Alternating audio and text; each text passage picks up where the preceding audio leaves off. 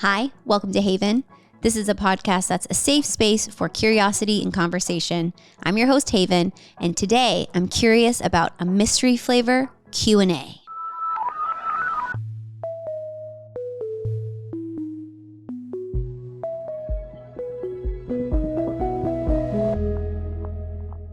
Mystery flavor Q&A. I don't know if you grew up with those dum-dum lollipops, but there would be a bowl and you would just look for the one that had question marks on it because it was a mystery flavor and you just tried to guess what it was. And it didn't taste better than the others, but the intrigue was that you didn't know what you were about to experience. And so I thought that would be a very fun episode to do with no main topic at all. Just some conversation prompts, some questions back and forth, kind of popcorn style, and see where it takes us. And so I'm bringing back a crowd favorite, which is my mother, Lisa. Yay! I'm so glad you invited me for this one. This is my favorite. Just off the top of our head, we don't know what's ahead. It just feels so spontaneous. It feels so authentic, so real. And I mean, what better topic than for curiosity and conversation? Totally, because you and I, we had a lot. We were like, do we talk? Obviously, we did the body image one before. We were like, do we talk about judgment? Do we talk about codependency? And those are pretty heavy. Those are pretty meaty. And you're like, I don't know. We were like, what if we just see where the wind takes us? Yeah, because the thing is, we went back and forth, and I know what it feels like to be kind of pushing upstream, swimming upstream. It felt like we're just trying to make something happen. And finally I said, I'm really trying to not override in my life and really pay attention to what's wanting to happen. So I even, was texting you, are you sure we're even supposed to be doing a second episode? Mm-hmm. And then the thought was like, what if we just had a conversation? Mm-hmm. And from that came well, let's just see if your followers and my followers have something they want to ask us. So you put together these two bowls of random conversations. Neither one of us know what we're going to be talking about, and that just makes it so fun. Which I think is great because I batch record, aka a couple episodes back to back. So when we were wavering, I was like, that is so fine if we can't find a topic, but I need to go figure out a solo episode or, something to pull together. And so when we landed on this, I was like, this is more fun. This is awesome. Yeah. So we have two bowls here. One are conversation prompts that are just tried and true, really interesting, kind of around. And then we have a bowl here, which are listener submissions. So I thought we could maybe alternate, go back and forth, and see our different responses to the different questions. Now, are we going to ask one question and both answer it? Or are we going to ask one question kind of ping pong style back and forth? What do you want to do? We're going to see where the wind takes us. Okay. Maybe I don't want to answer every question. Maybe we do. There you go. Okay. I'm going to start with the listener one, okay? Okay. And these are all random in the bowl. Truly, we do not know. These are not plants. Okay, this first one. Oh, man, this one's long. Does wanting to work part-time make me a terrible mom? Staying home right now with my two boys, but looking for work, and I feel guilty. That's what a listener said. Well, I'm so glad that she asked because you and I have different perspectives. We took different paths, and I think both are worthy of honor and worthy of conversation. Absolutely. And I think we just answer our own experiences. Yes. So why don't you start? Because you have a very different picture of motherhood than what I'm experiencing with my children. Yeah. So I did a lot of work before I had kids. I started working at 12, actually even before then. And so when I had my first child, I was 27, and I tried to work. I thought I was going to work and keep working and kind of having babies. But then I had another child and another child. And so by the time I was kind of in shape and ready to get back into the workforce, I had 3 children under the age of 3 in diapers. And I was head over heels in love. I loved being a mother. And I think that it helped that I'd had a full career before that. So this just felt like a whole nother adventure. So I willingly and gladly, left behind the workforce to be a full-time stay-at-home mom, homeschool mom, baseball coach, the mom that brought the cupcakes. I went all in and loved. Not only did I love every minute of it, but I'll have to say I started writing books when you guys were like, I think in 4th, 5th, and 6th grade. And in looking back, I wish I hadn't, because those times, you don't get those times back. Personally, I forgot. There's also life on the other side of having kids, especially if you have them relatively early. So, I mean, I'm not going to say I regret it, because I know that it was important what I was doing in writing books, but it was at a cost, and it was I loved being a full-time mom. So that's just from my perspective. I love it. And if you can afford it, if you have the luxury to do it, although I will say I didn't live off my money from Facts of Life. We lived on your dad's pastor salary, which was not much, but we had to move far out into the suburbs to be able to do it. And we didn't have a lot of extras, but it was worth it for me. I loved that experience. Yes, your AOL name was like full-time mom. That's right, exactly. Full-time mom at AOL. Very much identity, Loved everything. You can't pay me enough to be a full-time mom. Get me out of here. No, half joking, half very serious. I love working. It makes me a better person. I love showing up and going out into the world to have different strategies and challenges, and our company employs a lot of people, and I'm proud of that, and I enjoy what I feel like is being output into the world, and I think it'd be a disservice to me to be like, well, this is what I saw growing up, so I need to match that. Where I grew up and I loved you being a full-time mom. Like, as the kid perspective, it was awesome. It was incredible, but I will say that you did do things too where I saw we weren't your whole world later on, and I think there's value in that too. I like to be very, very intentional about when I'm working, who's with my kids. Are they going to love them? Are they going to give them different experiences of the world? Maybe they make a peanut butter and jelly sandwich different than I do. Maybe they make better food than I do. But maybe they do something differently. I want my kids to know that other people are safe. And then as a working parent, I try and make it specific. If I'm going to miss their wake up morning bedtime for something, or early morning routine for something, I'm going to be home for school pickup.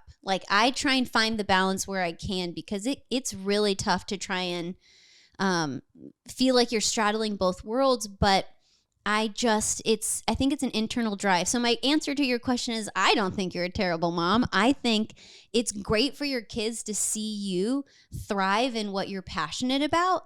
And if that brings you more energy, more enjoyment, more fulfillment, then you're bringing back a whole-centered mom to them. I feel like the time I do give my kids, I'm more present in those, making it up 4 hours a day than if I was there 12 hours a day. I think I'm a better mom in that time frame, and so I think it's case by case. If you have the desire, like so many of my friends do, to be a stay-at-home mom, more power to you. I'd like to pay you to homeschool my kids. I think it's that important. But if you have the desire to either be part-time work, full-time work, I just think the best version for your kids is a happy and healthy mom. I love that. And you know what? When I see your kids, they have so many wonderful experiences. We were just talking about how much we love the little preschool they go to. Yes. And the friends that they're making and the experiences they're having. Once a week, they go over to Grandmother Great's house and Grandfather Great's house. They have that. Once a week in the afternoons, they come over to our house. We take them swimming. They have lots. They have the nanny who speaks Spanish. They learn to speak Spanish. They have so many different opportunities. So I really don't think there is a right or wrong, because there's positives, and I wouldn't even say there's negatives. There's just differences in each scenario. I agree. Next question. Okay. All right. I guess I'll just take it out of the purple bowl. Yeah. Let me fix your scarf. Thank you. You want to put your hair over it. Okay. Thank you. Now you can say. I'm now scarf lady. This is so I got this scarf at this retreat in France that I was going to, this spiritual retreat. Oh, and just casual drop. I know, but it was like all these Europeans were coming from all over, and they were wearing the scarves. And it was kind of like this spiritual retreat. So it's also that, because I am totally a bohemian hippie at heart. Oh no, Miss Nose Ring at 60. No, you're not. And yes, and the other day, I guess it was just yesterday, I was showing the kids my painted toenails, and Isley said, "You have a ring on your toe?" So yes, but anyway, so now I'm scarf. I got the nose ring, the toe ring, and the scarf. What's next? Who knows? Tattoo. Oh, I have that too. You do. You match Aaron. I know. We both had little Gemini tattoos. Okay. All right. I'm digging down deep here. Random question. Here we go. Oh, I love this one. What is your favorite childhood memory? That's perfect. It's so perfect. I want to know your answer first. Ooh, okay. I gotta think. Oh, yeah, I know mine. Okay. You can think about it. I know I'll think mine. while you're talking. Okay. So when I was little, not unlike most kids in the 60s, we didn't have very much money. And so going to like a theme park, Six Flags over Texas, that would have been way out of our budget. But we also was way back in the day where you got green stamps when you bought gas or you bought groceries. And so we would always get them and then we would put them in the junk drawer. And then once a year, we would get the little booklet where if you filled up a whole booklet of green stamps, you could get Six Flags tickets. So we filled up 4, and once a year we would go as a family with these green stamp tickets. Well, one random day, I had a cousin that was spending the night, and we woke up and my mom said, "We're going to Six Flags." It was like, "What? We don't have any green stamps. We haven't filled out the booklet." She said, "No, we're going to Six Flags." And it was just such this random day. It was such a special adventure that we got to go to Six Flags over Texas on this random day with my cousin. I love that. Yeah. I love that. Okay. You know, the one that comes to mind is not one specific event. I feel like it's an amalgamation of our summers when we lived in Castaic, where the thing that's coming to mind is childhood memory is swimming all day in the pool, just all day. And then afterwards, we'd come out, we'd shower off, and you'd put aloe vera all over us. And we'd put in one of Dad's white T-shirts, which like went below our knees because the aloe vera would stick to it. And then you would make us what felt like the fanciest dinner ever, which was essentially just apple slices, like some peanut butter, some turkey, some crackers and cheese, like a kid version of charcuterie board. But now as I see as a parent, like just the easiest thing to put together Without cooking. And we would just sit there and like have like a family dinner. But just to me, that was the ultimate joy and happiness and peace, was playing outside all day. Then you just get into one of these big shirts and then you just eat like a random meal as a family. But that to me, that was peace to me. What stands out about that story is, why didn't I just put sunscreen on you before so that you didn't sunburn and then I'd have to put aloe vera all over you? Every summer it's just that one big peel that like came off and just like you're just pulling the skin off. Or now it looks like I have a birthmark, but it's not. It's from a sunburn that turned to peel that now looks like a birthmark. Yeah, well, get ready. I'm going to tell you, because, every time we're with my mother and I walk by and Erin's with you, she'll say, "Okay, get ready, Erin. That's your wife's body in 20 years," because we're so similar. So I'm telling you, get ready. All of those sunburns, they start coming out as sunspots when you get to be 60. Yeah. My dermatologist, I was like, "What should I do?" And they were just like, sunscreen and then the biggest wide brim hats you can possibly do. They're like, "That's the best thing." And I was like, well, been 20 years of the opposite, but okay. Yeah. I don't know. I don't know if it might be too late, because they're coming forward. They're coming forward. Noted. Okay, ready for the next one? Another long one? It's just a long one. I don't want to do a long one again. Okay. If you had a warning label, what would it say? Oh, I do have a warning label. Which family warning? Family warning sticker. That I actually do have a warning label. Somebody, I think was it Michelle, my hairdresser, who I've known for over 40 years. And I think she said, "You should have come with a family warning sticker, because if you are with me, if you marry me, you marry the whole family, because we are very close." So it's a thing. My husband now says, why didn't somebody tell me about the family warning sticker? He's a psychologist. He said there is such a thing as a close family system, and there's a psychological term called a closed family system. Mm-hmm. The closed family system is very difficult to get into. He said, "I'm not quite sure where the line is on this family." No, and new individuals, you take years to break in. Oh, yeah. You're years before my mother will call you by your correct name, because I don't know if it's on purpose or not. She calls the boyfriends or the dates or whatever by the wrong name, and I kind of think it's on purpose. Oh, we know it's on purpose. I remember Erin at one time, we had been dating for a long time, and he said something, and she turned to him and she goes, "Oh, he speaks." just harsh. I wouldn't say the rest of us are mean, but you would think of us being kind of warm and inviting. I'm the only extrovert in the family. Everyone else, like, they're not like the most personable. No, because we prefer, if we're in a group, to be off with one person we know talking to. And so if we're in a group with a family situation, then we're probably talking to one of our family member and it's going to be a deep conversation, but there's not a lot of room for just kind of getting to know somebody and just talking about, the weather. But we will prank somebody. Oh. Talk about Babe's chicken. Yeah, Babe's place. Chicken. So Aaron and I, we're freshly dating, and my family was like, well, now that they're formally dating, we've been friends for a while, they're like, we're just going to initiate him. So there's a place in Texas called Babe's Chicken, which has amazing fried chicken. And biscuits. And gravy and everything. It's so good. So they were like, okay, like, kind of traditional, like, let's start with a prayer or whatever. And they were like, okay, Aaron, like, would you like to pray over the food? And he was like, sure. My family had pre-orchestrated. They're like, great. Everyone holds hands and then stands up and raises their hands and closes the eyes in the middle of the restaurant. And Aaron, who is an introvert, shy, he literally just goes, dear God. Dear God. Dear God.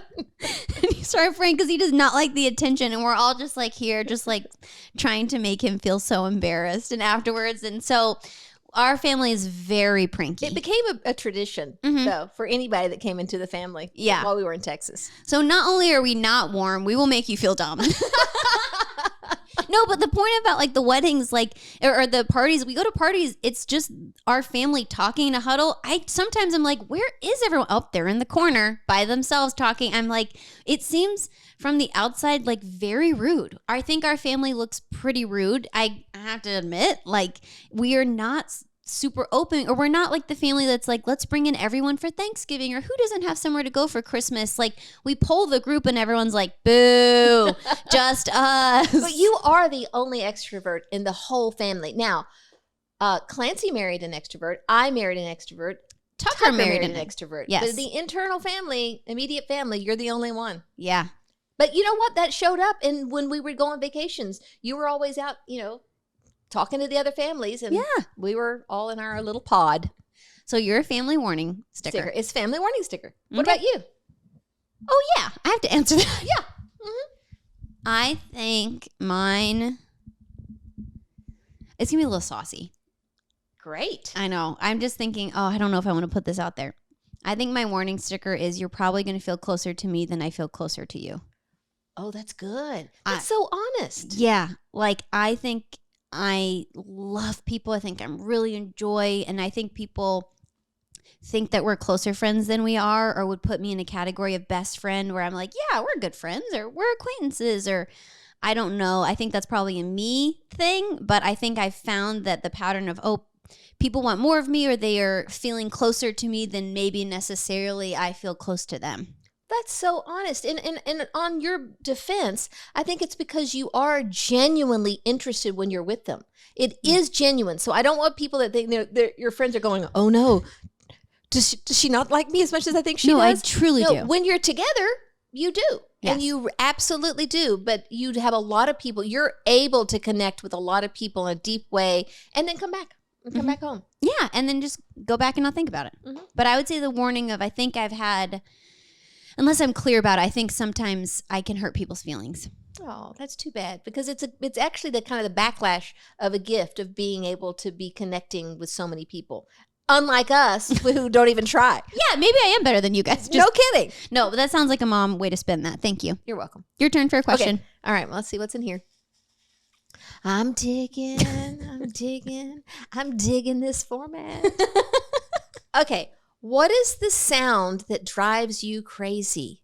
Oh, wow. Oh, I know. Go. Freaking Aaron, he clears his throat. He'll go like, or he's got Your dad did that. No. All the time. That's probably why. I hate it. I'm like, go to the doctor. Figure out your cough. And he'll do it on the phone. I'm like, you've done it 3 times. Like, mute if you feel it coming. He just clears his throat, and it's so loud. Okay. I know this is probably not technically a sound that would answer this question, but the sound that I don't like is if I'm trying to call for help, like customer service, And it's like, for this, press 1. For this, press 2. For a bit. No, how about for a live person? Yeah. You just go operator. Yeah. Operator. Exactly. Over and over and over again. Yeah. Good one. You want to fix your scarf? I know you're a scarf lady, but it's falling down. Okay, much better. Oh, this is great because I'm kind of known for this, the hair flip. So now I can just incorporate the scarf flip, which then means I need the hair flip. It's double. You get 2 flips for the price of one. And then if I'm really mad, I can do the third flip. The finger flip. That's funny. You know, actually, there's a question that leads into that. Okay. I got to find it. I'm going to intentionally find that. Let's just trust that it will arise with the wind. No, I'm searching for it. No, you're not playing by the rules. I know, but I wrote this is another thing that came up today when I got my hair done. Michelle was saying, she was talking about, because I'm a rule follower. And she said, I think everybody in your family is a rule follower, but I don't think Haven's a rule follower. I think she's a rebel. Would you say that's true? Yeah, one of my favorite quotes is by Pablo Picasso, which is learn the rules like a pro so you can break them like an artist.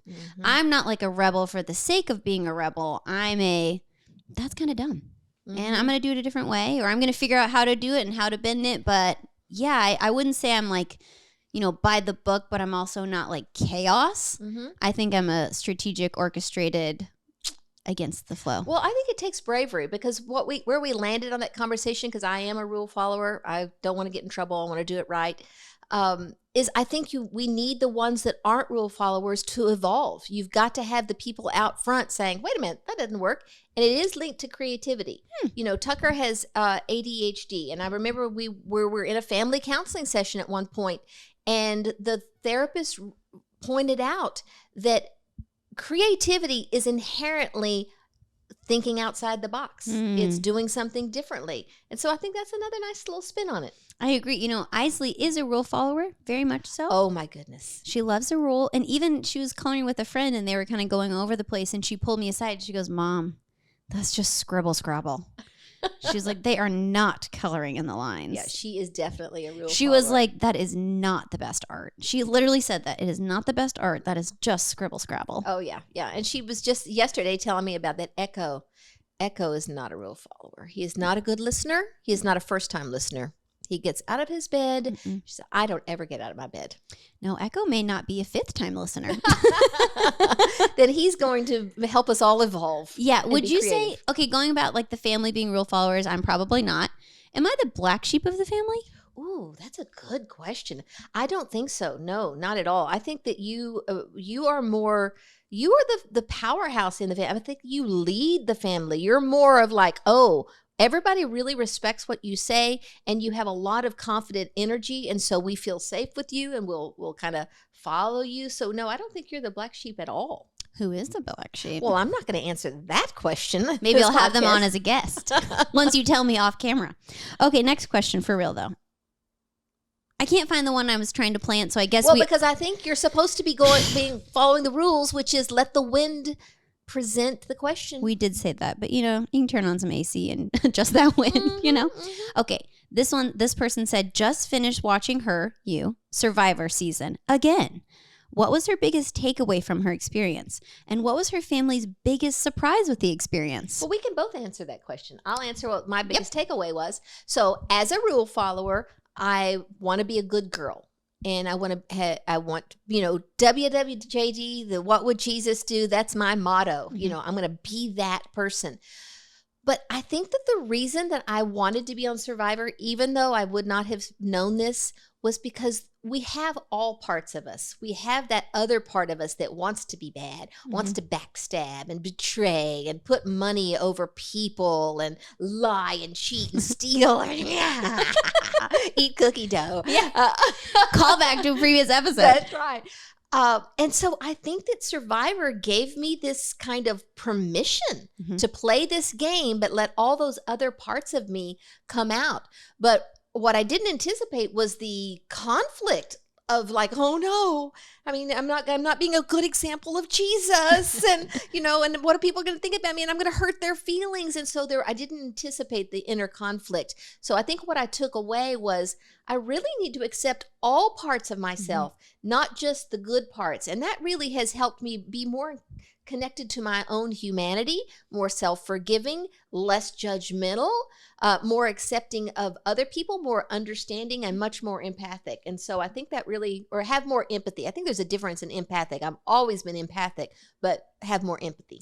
Yeah, and I think especially with Survivor, because you're very strategic. You love games. Like, games were just growing up what we did as a family all the time. But I think then when you got there and people were trusting you and liked you as a person, like, it's different than playing a game. I think when Justice, my uncle, your brother, came, he had to say, like, hey, if it was boxing, you would throw a punch. Like, they're in the ring. They know that punching is a part of it. You have to start swinging. And I think that changed it for you. It really did help me, because when you're playing Monopoly, you know, you've got the iron, you've got the ship, you know, but you got the top hat. Mm-hmm. But in the game of Survivor, you've got Denise and Malcolm and Pinner, you know, people you really like. It's not as easy. Boo, Pinner. You know, Pinner was playing the game. Okay, well, I'm going to answer my question. Okay, go ahead. My takeaway was I never want to see you cry. Like, that hurt. It physically hurt me to watch you sad and in pain and crying. You looked like a little girl. And it was like, I just want to go beat everyone up who's making you feel that way. And I think you should have won. I think you were robbed. And don't get me wrong, Denise was great. Amazing. Gameplay. Amazing gameplay. Don't get me wrong. I shout out to her. I still think you should have won. I think your gameplay was very strong. I think you had it at the end. I think Tribal Council pushed it against. But I would say my experience watching it was I would never watch it twice. I can never watch your season again. It hurts my heart too much to see you in that element, like, so, like, vulnerable, which I think is beautiful, but, like, seeing anyone else make you feel vulnerable, I just want to beat them up. Well, thank you. You're welcome. Okay, my turn. Yes. What quality do you admire most in another individual? Ooh, throw it away. Gosh, you know, I think that we admire in other people parts that we don't think that we have. And so let's call back to, I can be kind of closed, and I can, because I'm, you know, and that can come across as cool or cold. And so I really admire people that truly are just so open and are able to just love everybody. And I mean, like you, that everybody feels like they're their best friend. So I really admire that in you, because I think I'm a little bit too afraid and too self-protective to be that open. Ooh, thank you, Mom. Mm-hmm. Thank you, Mother. The thing that came to mind to me was there's this woman, I'm going to even see if she's listening. I don't know. Her name is Britta, and she's such a good hang. I do not see her enough. I've maybe seen her, I would probably say 5 times in my life. But every time I see her, she has interesting stuff to say, and she's engaged, and she's fun at a party. And, like, I just think, oh, she's so enjoyable. Like, she's just a great hang. And I think I just enjoy her because she feels like, yeah, why wouldn't I be at this table? Like, why wouldn't I talk about this stuff? Or, like, I feel like every room she's in, I'm just like, I just am dazzled by her. And it's kind of a little, like, faraway friend crush where I'm just like, oh, I think she's so cool and interesting. And I don't know. I think that about her is that she does, like, I saw on social media, there was this, her friend got married and they did a surprise dance that the friend had choreographed years ago. And they all went up and danced. And I was like, that's awesome. Like, you're not a formal dancer and you're doing this and you're engaging. And so I just think I love whatever je ne sais quoi that Britta has. I think it's her. Would you call that like a casual confidence? Yeah, I think it's just as centered. She feels super centered and cool. I love it. Okay, your turn. Okay. Maybe you'll find the one you're looking for. Maybe. And maybe not. No, maybe not. Okay. What do you envision the role of a healthy grandparent-parent-child relationship would look like? So grandparent, parent, child, which one? They wrote this. I don't know what they meant. All of them. Okay. Gosh. Well, that's a little bit of a tough one, because I'm not the grandmother that I thought I was going to be. And I'm not the grandmother that I think you thought I was going to be, because I told you I was going to be the kind of grandmother that I'm not. Yes, it's a little bit of an open wound. But let me say, we can cut this if we need to. Sure. I was a very involved mother, because I'd had this, work before and all that. I was very involved, and I assumed I would be a very involved grandmother. I'm not as a very involved grandmother as I thought. I see them, keep them every Thursday afternoon, and they love me, and we have a very close relationship. But my mother is a much better grandmother to your children than I am a grandmother to your children. And so I'm going to say, put it out there. I think you have to be authentically who you are, because who I am authentically right now, I worked from the time I was 8 until I got married, and then I was a mother. I've really, believe it or not, never had a chance to just be me, to look out for myself, to go on trips. I'm in a happy, really fun best friend marriage right now. We're enjoying doing things, and there's not as much room as I thought there was going to be as a grandmother. So I am going to say, it's important to be authentic, though, because when I'm trusting, now your dad is an incredible granddad, Mm-hmm. better grandfather than he was a father. Mm-hmm. I was a better mother than a grandmother. And my mom is and grandfather great. They're just wonderful. So they are filling those roles. But it is difficult to be authentic as a grandmother when you know that you're not only disappointing your daughter, but disappointing yourself as well. And I think healthy, to answer the question of, is just acknowledging and talking about it. We've had a lot of conversations over the years, because call back full-time mom, you said, I will be a full-time grandmother. That's right. I did say that. You said, my goal is to make enough money to retire and be a full-time grandparent. So we waited like 7 years to have kids. I was like, great. When I have kids, it's going to be, because my grandmother, your mother, was like that growing up. Like we were always at her house, like jumping in. And so we both had dreamed about that. And I set up the expectation for that. Mm-hmm. So that was also on me. If you're the type to take probiotics, you may or may not find this interesting. Lots of probiotics break down during digestion before they can even reach the colon. This can be really irritating, not only because you may not be getting all the microbiotics safely down to your biome, but also literally, the early breakup of the capsule can irritate your digestive system. That's why Ritual Symbiotic Plus is designed with a delayed release capsule to help reach the colon, an ideal place for biotics to grow and thrive. I chose Ritual personally because it's important to me that whatever product I'm ingesting has high quality, clean ingredients, and all of their products are vegan, GMO-free, and tested for heavy metals and common allergens. Symbiotic Plus is one daily pop of mint scented capsule for simple, streamlined gut support. So get the good stuff to your gut with delayed release capsule tech that supports a balanced microbiome. Feel the difference daily with Symbiotic Plus. Get 25% off your first month at ritual.com/haven. That's 25% off at ritual.com/haven. Happy squatting. Okay, back to the episode. I think, yes, you set up that expectation, but I think also, like, I have to adjust of, you being a full-time grandparent, that was what you had initially thought, and the circumstances changed, and I need to allow you to do that, but also grieve and be like, I felt like at first we were like torn apart, we both wanted this in circumstance because you're in Nashville or whatever, but then when you moved to LA, I'm like, oh no, it's still not that. I had to acknowledge that you had changed, and that was really hard for me. And you were right, like my dad is kind of the grandparent that I thought you would be. He's the call that like, hey, I need a sitter last minute, or can you get the kids from school? And I'm so grateful that he had some oxygen to be able to step up and do that in the room. And so I don't want to discount that. I want to give kudos to my dad for being that role that I think the takes a village thing needs, but it was grieving, and it still to some part is, like I said, like an open wound, because I think I didn't have that vulnerable need until kids broke me open, and then I had this gaping need, and I thought you were going to do it, and then you didn't, and it was tough. Yeah, and it was and is tough, and it doesn't.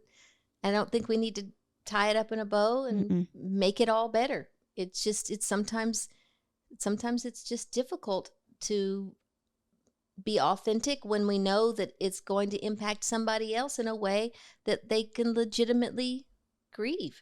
Yeah, and I think authentic is just, we've had multiple kind of milestone conversations on it where at least we just said where we were. And I feel like every time we were like, at least we're staying as connected as we can be, that I'm grateful for that. I'm grateful that at least we can say, hey, I'm really disappointed. I'm really grieving. This isn't what I thought, my expectations. Or you can say, hey, I'm changing. I had that different viewpoint before. And I think part of me thinks, especially as an adult, like it's unfair. Like we were so much of your world growing up, but I don't do that with my kids. Like my kids aren't, my world. I have a life outside. So of course I can understand when you're finding that later in life. And I think that's healthier for you.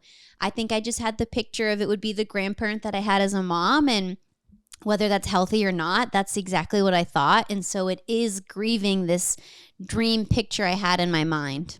And I love it that you can hold both, that you can see and love me enough to want me to pursue the things that I want and have this exploration in my later years in life, but also acknowledge, and the impact on you is disappointment and grieving. And I'm not what you needed at that time or wanted at that time. And that also hurts. Yeah. And I think that's also where I would talk with my counselor about it. I was like, I feel so bratty. I said, because my mom's involvement as a grandparent is still most amazing grandparent baselines. I was like, I would say, yes, of course she's involved. I was like, but I know what you have. You're an extra over the top person. Mm-hmm. So I was like, well, I know what her 100 is, even if that's some other grandparent's 100, I know it's not. So I think that's also just leveling and letting someone, give what they are choosing to give.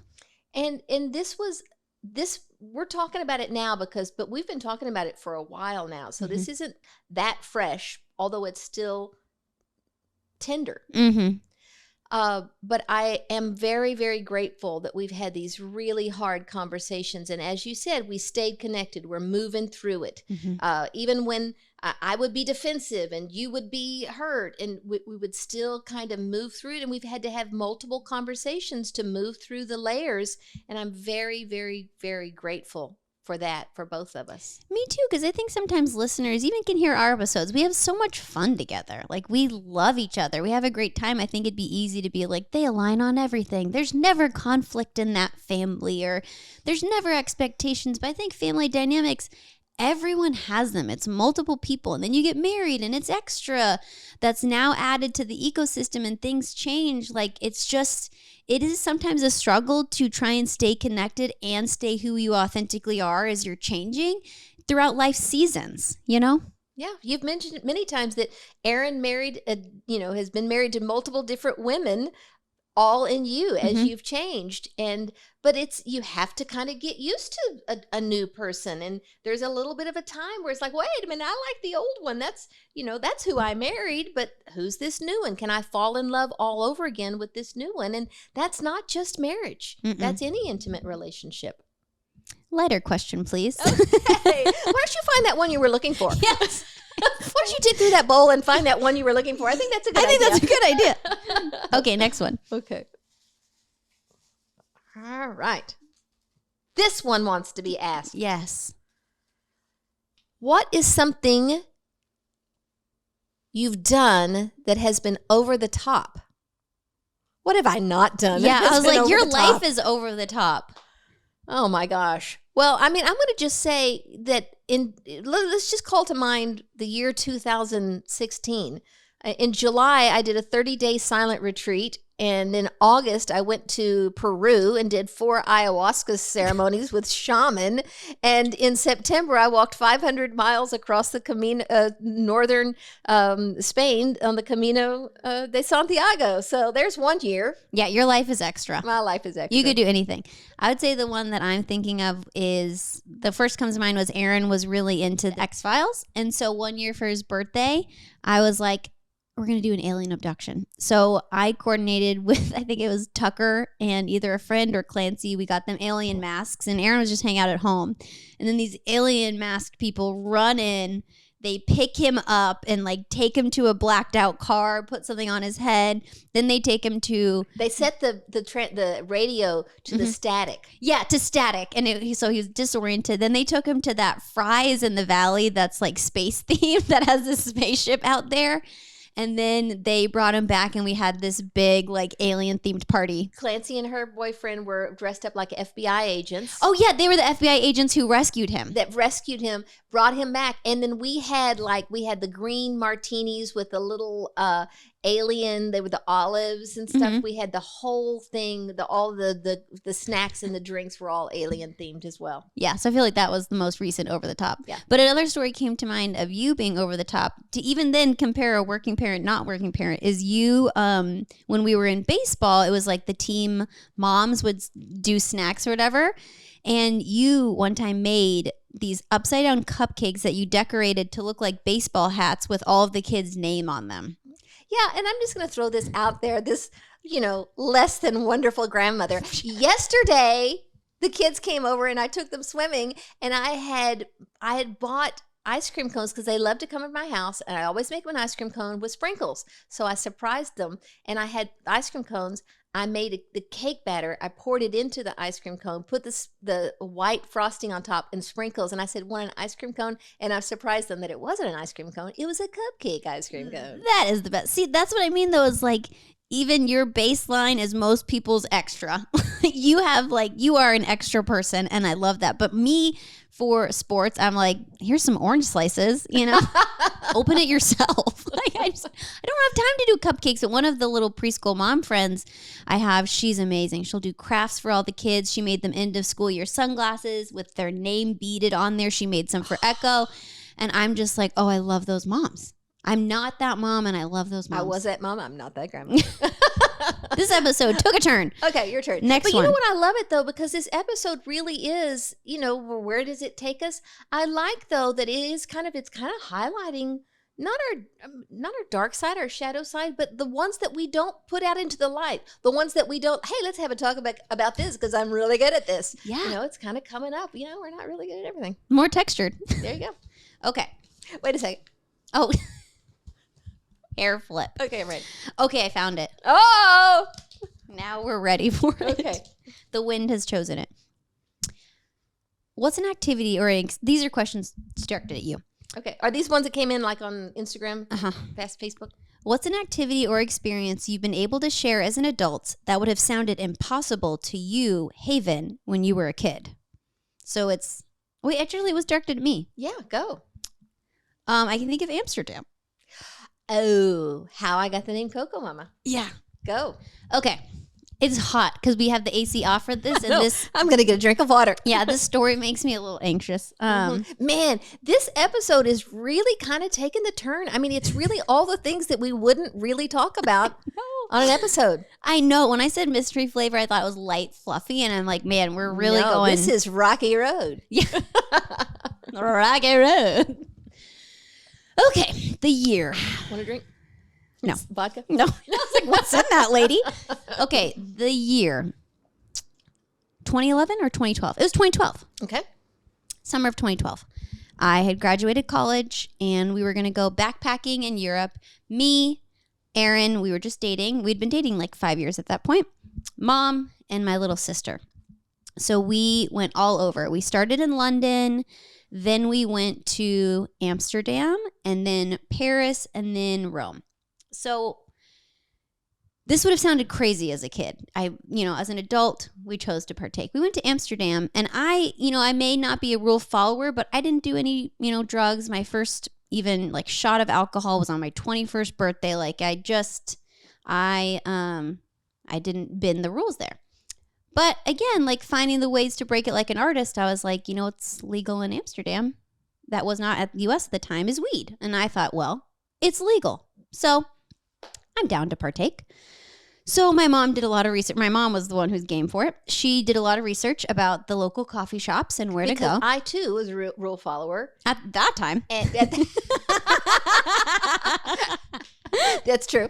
At this time. Yeah, this time. Are you high right now is the question. Did you have a gummy coming into this? The answer could be yes. My back. Oh, it's topical. Yeah, that's right. Continue.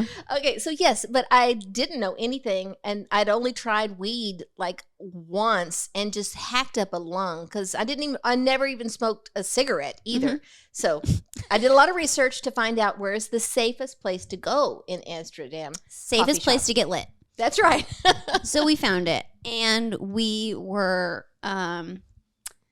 we had a joint that was going around, and Aaron partook previously in high school, so he was a well-versed expert. He knew what to do. He was talking with us, and I was like, it's hard to inhale. They're like, well, you can do a space cake. You can just cut a little bit and you can ingest it, and that might be easier. So I thought, okay, that sounds better. So I took a bite, and the guy was like, okay, do this portion or whatever. And then like 30 minutes, 40 minutes goes by. I was like, I'm not feeling anything. I don't get it. So I was like, I'm going to take another bite.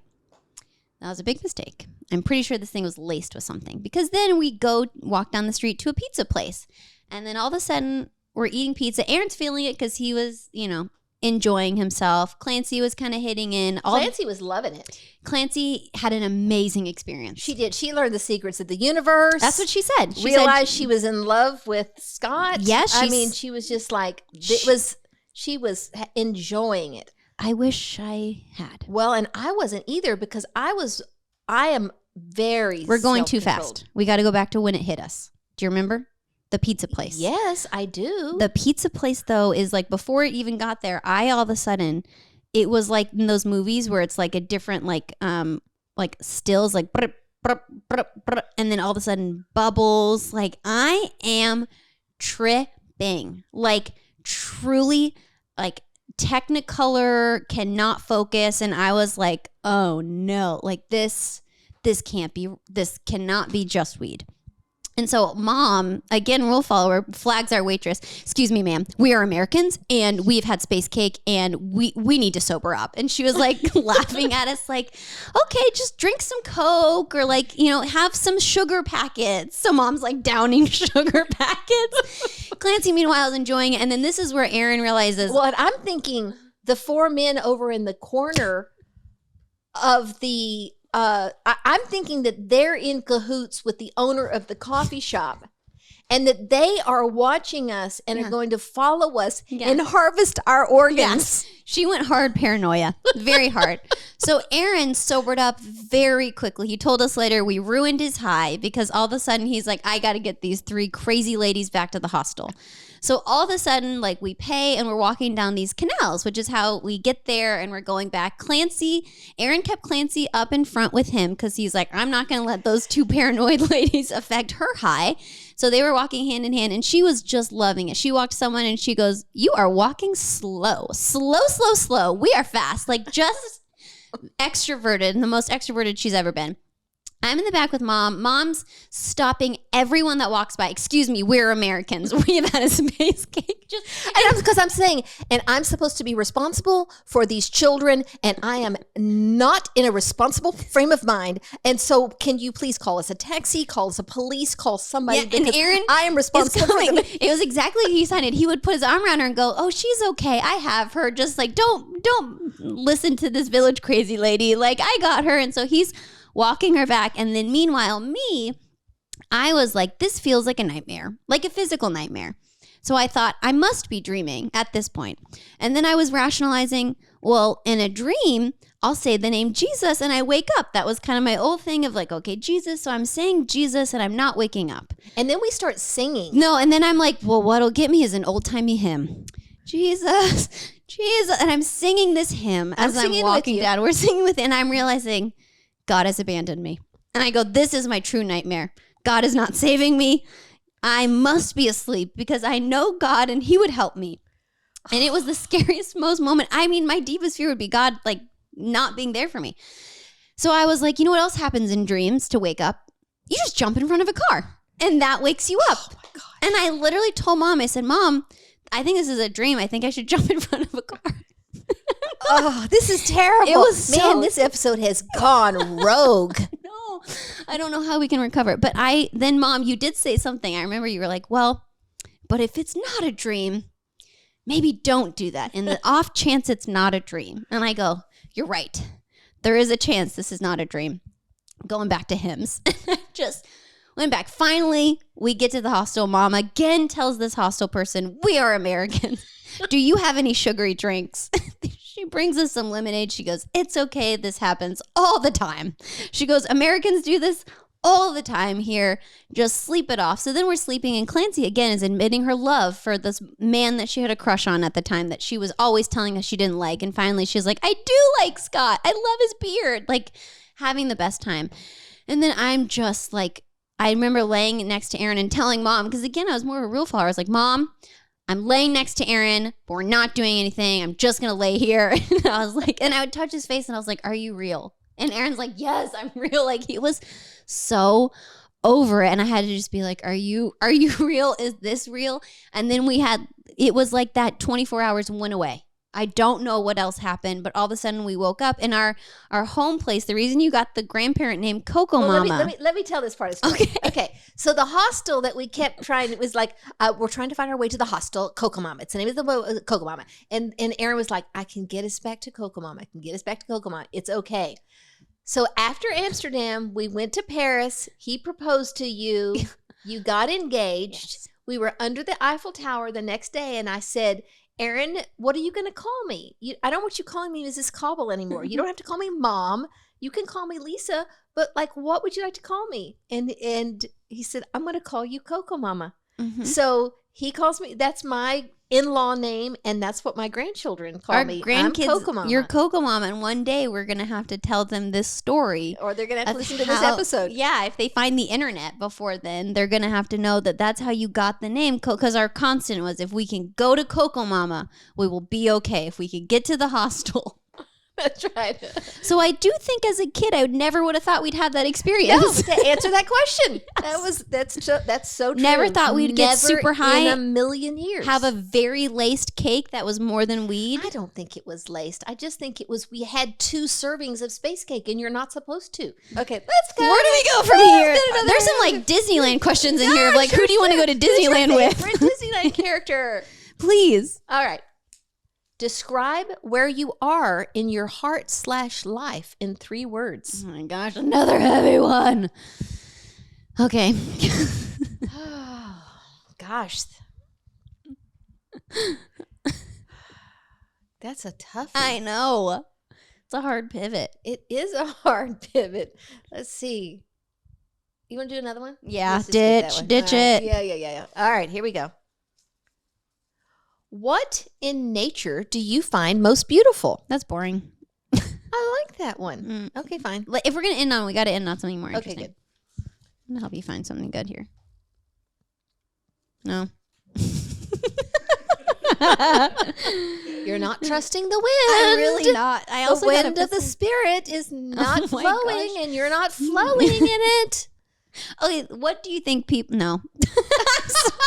After that episode, it's supposed to be random. Okay, cool. Who was your first celebrity crush?